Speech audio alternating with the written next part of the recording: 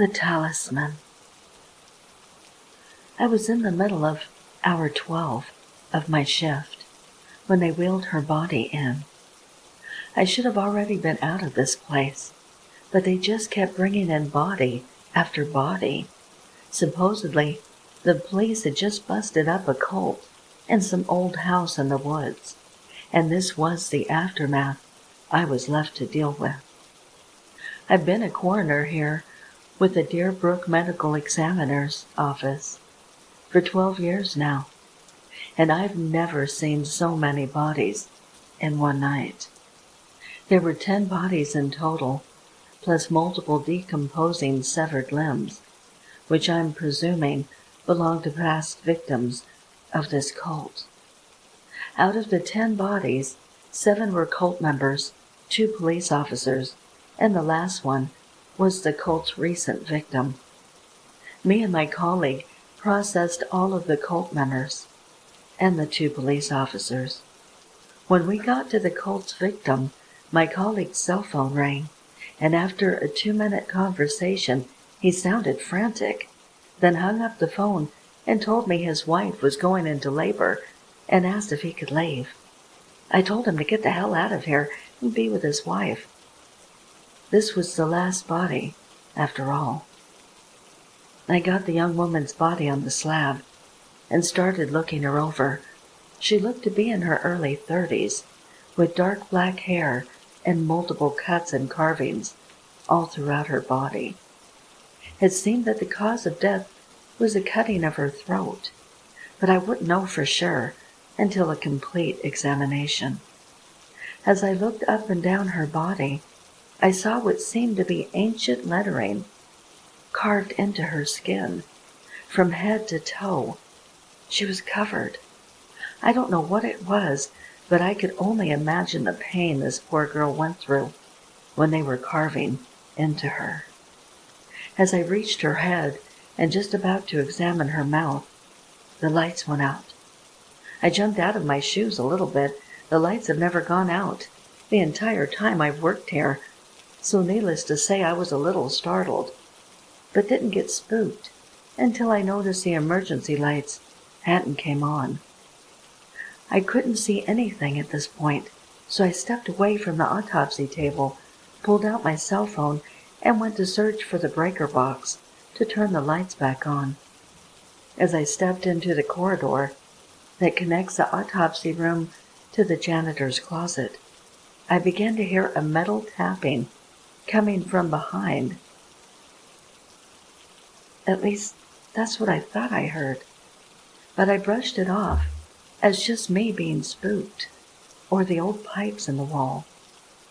I made my way to the janitor's closet, found the electrical box, and turned the lights back on. But when I closed the closet door, I heard a woman humming, coming from the autopsy room. I stood up against the door, frozen. There shouldn't be anyone here, I thought. I gathered the courage to start heading back to the autopsy room, telling myself I'm just hearing things. As I got to the doorway, I peeked in the room. No one was there. I sighed in relief and approached the autopsy table and went back to work. As I went back to examining her mouth, I could see there was something in there. I took my pliers and pulled out an oddly shaped wooden talisman. It was some kind of cross-like shape I'd never seen before, but was obviously up there by the cult members. I turned around to examine it further, and after a couple of minutes, I placed it in a metal tray. But when I turned around, she was gone. The lights began to flicker. A woman's sinister laughter started to echo throughout the room. I couldn't believe what I was witnessing. My body was trembling in complete fear. Macabre chanting could be heard from inside the lockers, where the bodies of the cult members were. The locker doors started opening and slamming in a thunderous fury. Just then, in the corner of the room, out of the shadows, The body of the woman I was examining stood and smiled at me with the most evil of smiles. She reached out her arm towards the talisman. I started to make my way to the door. Right when I was about to run out, she screamed, "I want your soul." I turned and ran. I made it to the office and shut the door. Now I'm trapped here. Their loud banging and screaming is all I can hear. If you find this note, please believe what I am telling you. I did not end my own life. I was not murdered by some intruder. Whatever you do, burn the bodies in the morgue and burn that talisman. The chair. Growing up, we had this old chair that used to sit in the corner of the living room. It was always shrouded in shadows and gave the chair this ominous feeling whenever we dared to approach it. The chair wasn't anything special, just a shabby plaid recliner with holes and frayed threading in it. On many occasions, while sitting on the sofa watching TV, the chair would start to rock slowly by itself. It scared us, making us run from the room. Our parents never believed our accounts of the event, and so the chair was never moved or thrown out. Several times while nobody else was in the room, and I sat reading a book, a sinister laugh would emanate from that dark corner. If you didn't look directly at the chair, only using your peripherals, you could just make out a decrepit old man with yellowing teeth and warts on his face. He would look right at you, as though you were his object of fascination. This went on for so many years that it started to become a normal occurrence in the house. One day, while home from deployment, the chair popped in my mind.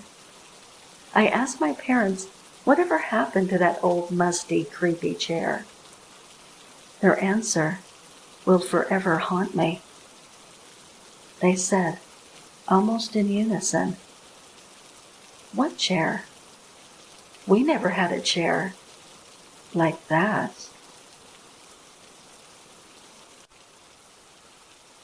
Secret handshake. The promotion should have been mine. Marcus was inept, lazy, and a jackass to boot. He did nothing to deserve it. As I left for lunch, I saw him having a conversation with our supervisor, Fred. They both laughed and proceeded to perform the most intricate handshake I had ever seen. I stood and stared, my mouth agape. It was physically impossible for human fingers to move that way. Some bent backwards at unbelievable angles. Others wrapped around one another like mating snakes. Both of their pinkies wiggled the entire time, while their thumbs turned counterclockwise.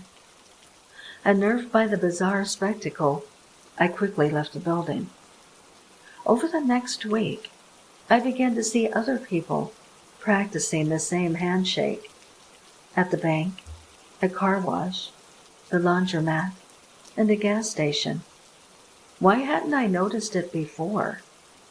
There was one common detail shared by the participants. Each wore a pin on their lapel that featured the number 23. Apparently, I was being watched as well. One evening, while driving home from work, Officer Martinez flashed his lights and pulled me over. When I rolled down my window, he said, "You should mind your own business," and returned to his vehicle. I decided to pay my grandfather a visit. He possessed a library filled with arcane knowledge, as well as a collection of strange objects, one of which happened to be an ashtray in the shape of the number 23.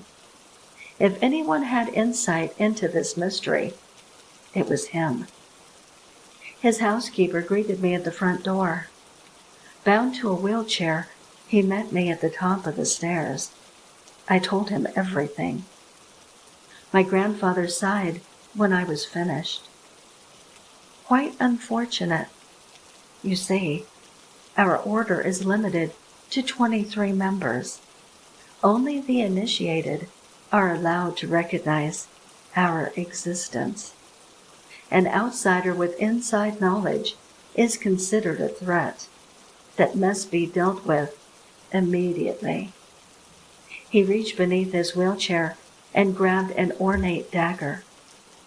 Such a shame, considering your family. I stepped to the side as he lunged forward to stab me. His momentum upset the wheelchair and sent him tumbling head over heels down the staircase. His body finally came to rest in a twisted heap. His housekeeper heard the commotion and returned to the foyer. She looked down at my grandfather's lifeless body, then looked up at me. I tried to explain, but she screamed and ran away. That was it. I was done for. I walked outside and waited to suffer the consequences of my curiosity.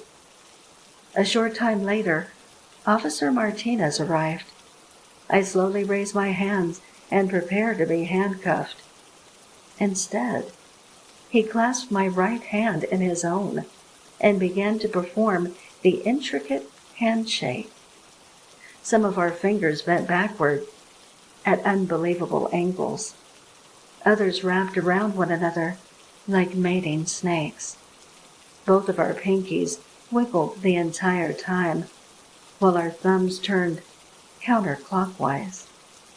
Once we were finished, he smiled and said, "Welcome to the club."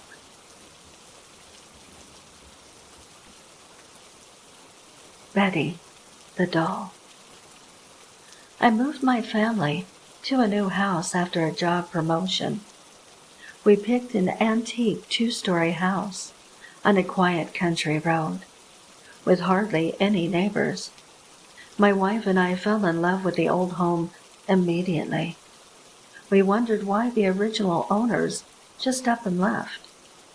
Our little girl was exploring every secret the house had to offer. She opened every door, checked every room, lifted up every carpet. She found nothing interesting until she found a small door by the stairs. She opened it to find a fully dressed porcelain doll. She eyed it with interest and showed it to us. My wife and I decided it must have been from the previous owners and debated if we should contact them.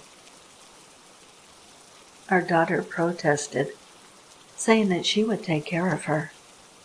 We relented on the issue. She named the doll Betty. Out of all her toys and games, she loved Betty the most. She did everything with her, even had full-length talks with her, and even gave her a voice. We always had an extra seat at the table for Betty to eat with us. With hardly any other kids around, I think my little girl really made a friend in Betty when she had none. She was very possessive with Betty as well. Any time we tried separating them, our daughter would start throwing a fit. One night, we told her Betty won't join us for dinner, and she threw her dinner plate on the floor and screamed at us. We sent her to her room without Betty, who was locked in the tiny room she came from. I walked past the stairs later that night to find the tiny door open. I went right to my daughter's room, thinking that she must have snuck downstairs to get Betty. Sure enough, I found Betty sitting on her bed, staring at the doorway. I went over to pick the doll up by its neck.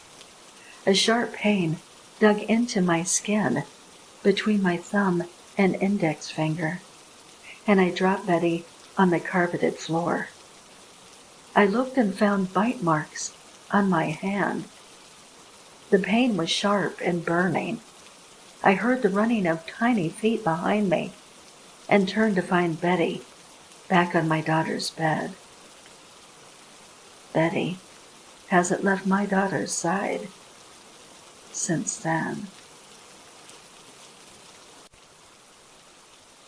The cloth puller can be used to treat people. You ever see someone successfully pull a cloth or a towel off a table while there were loads of objects on the table? I have, and not just on tables. We as existential creatures have many layered cloths, so to speak, which the cloth puller can pull away while objects are on top of you. These cloth pullers can be used to take away depression, anxiety, diseases, cancers, and even demonic possession. Take me, for example. I was suffering from depression, and I went to the Middle East, where I found one of these cloth pullers. The cloth puller first told me to lie down in a bed and covered me with a duvet. He then put objects on top of the duvet while I was under it. He then pulled away the duvet, and I could feel the objects were still standing on top of me. He then touched both my trainers and somehow pulled away all of my clothes. And as I lay there naked, the objects were still standing up straight on me. My clothes were a large cloth now. Then he touched both my feet, and he pulled away all of my skin. My whole skin was now a cloth, and the objects were still standing up straight. He could see my organs, bones, the blood flowing within me, and I felt fine. Then he pulled away my bodily organs like a cloth, and the cloth puller was now at the spirit, soul, section, part of me. I felt like a ghost, and as I was floating in the air, the objects were still standing up straight. He was fiddling around, looking for my depression. The cloth puller found it and pulled it out, and one of the objects started to shake a little, but luckily it didn't fall. If it had fallen, I would have been stuck with depression till the end of time. No medication or therapy would work. He then slid back my organs, skin, and clothes, but still making sure none of the objects would fall. He then put the duvet back in, and I was able to get up. My depression was gone. He held on to the cloth that was my depression. I stayed with him for a while to watch him work on other people. He was working on another person who was possessed by a demon. He did everything he did with me, pulling cloth after cloth, while objects still stayed still on top. When he got to the soul part, we could both see the demon as well. When the cloth puller tried to pull the demon cloth out, one of the objects fell. What a tragedy. I love books. I love books, and I love what they did to me. I'm a bibliophile, a lover of books. One of my hobbies is to find used books. The more interesting, the better. Recently, I've gotten into older texts, tomes, and grimoires of the Middle Ages. Now, I'm not one for the occult. In fact, I find it rather silly, but for the history of the books. One day, I happened upon a store that called itself Curiosity Shop. It boasted to have all sorts of curious objects. Some of the most peculiar shops can sometimes have some of the most wonderful volumes. I walked in and found it similar to occult shops I've seen before, housing incense, herbs, oils, stones, and more. The attendant was nice, greeting me and offering to help. After inquiring about rare books, I was led to a small room with only a few shelves of books. Immediately, my eye was drawn to a leather-bound beauty, embossed with a deep gold lettering, aged by time. I reached for it, and a sharp ray on my wrist stopped me. The attendant warned me, saying that particular book was not for me. She told me it was dark, dangerous, a book that has been around unspeakable evil. The owners never lasted long while it was in their possession. I scoffed, stating that I would pay handsomely for the book. The attendant laughed, only replying with, "Indeed," as she walked away. I looked at her, then the book. I picked it up and asked for the price. The attendant only smiled. I ended up not exchanging money for the tome and headed home. I was enthralled by the pages, the weight of history it held. While I couldn't read the script, the illustrations kept me informed. For the lack of a better word, creatures appeared grotesque, as if to scale, monstrous compared to humans. My skin crawled and my heart pounded as I continued to pour myself over the pages. Then, the most curious thing happened.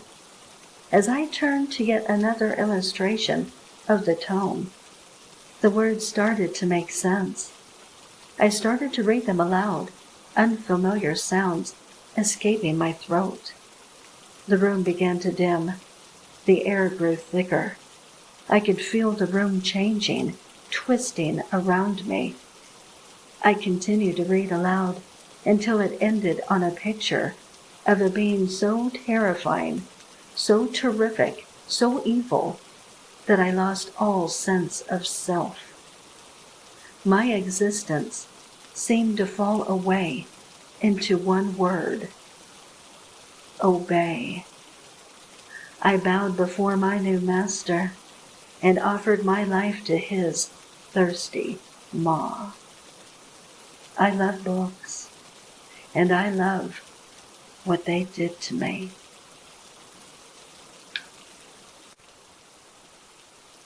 Mirror for sale.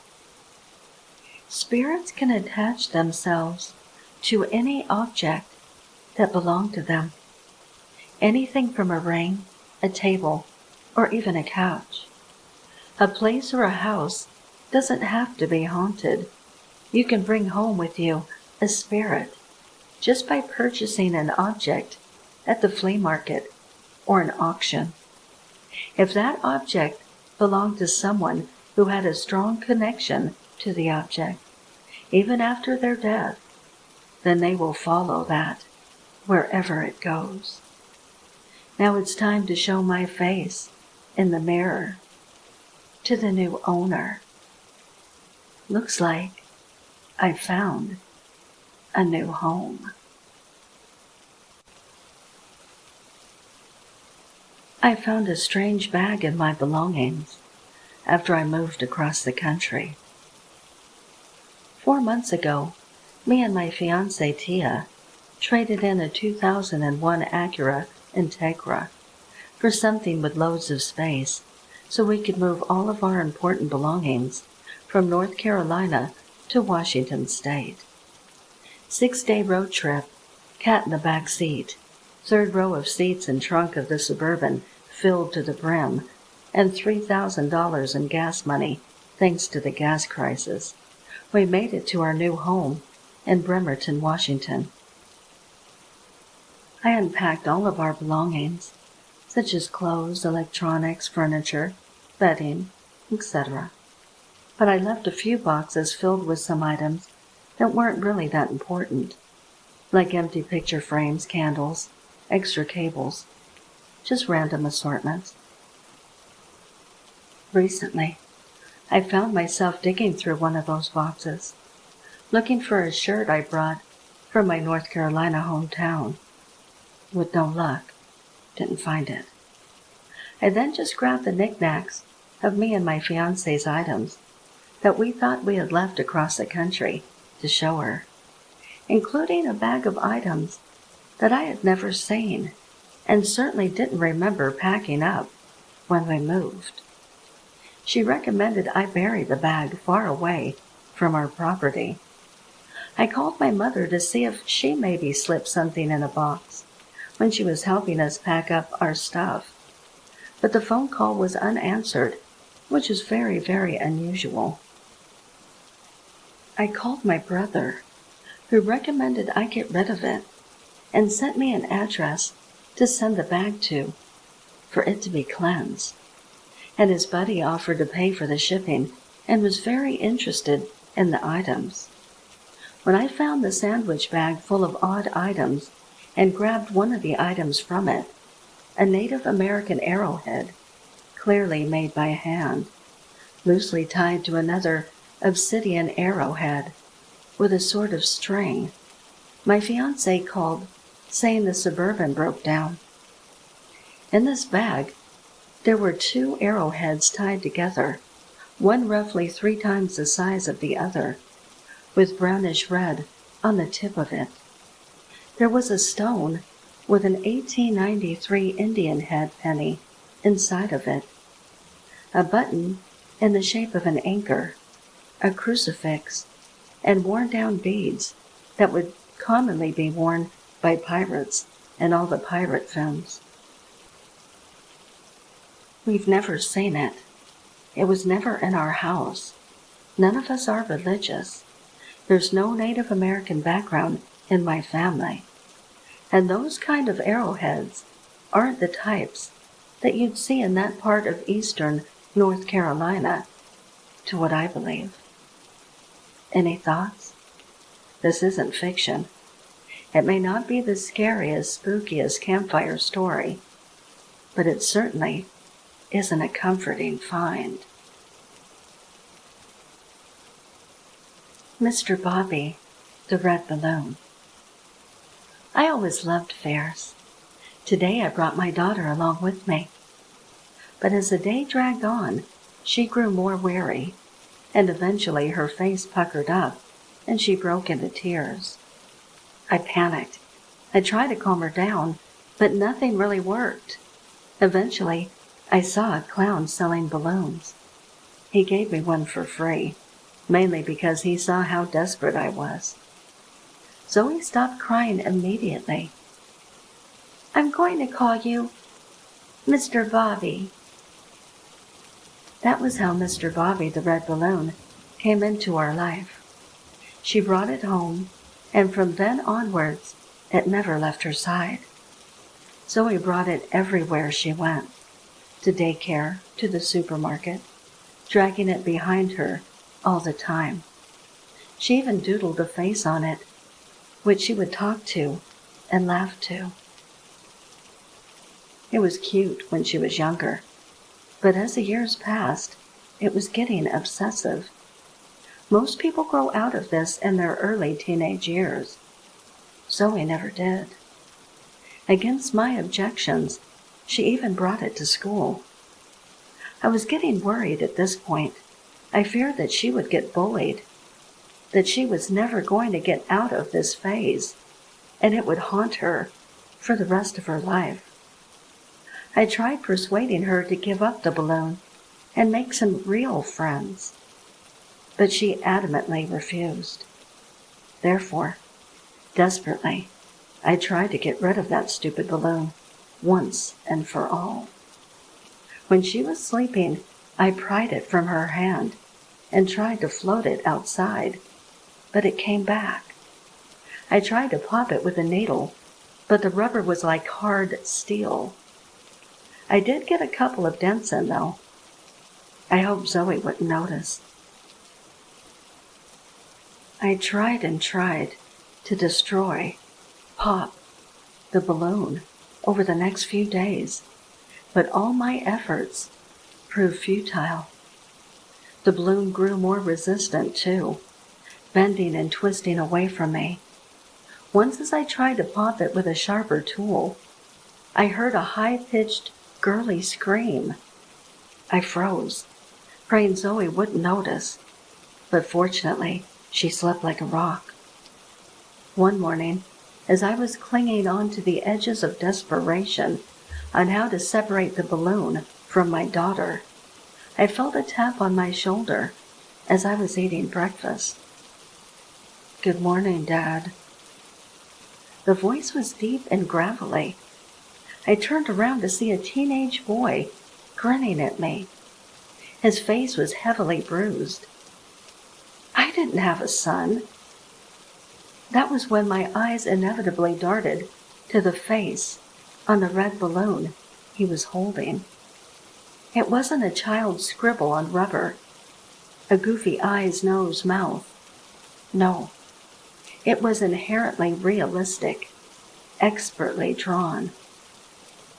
Zoe's face grinned back at me. She was laughing in joy.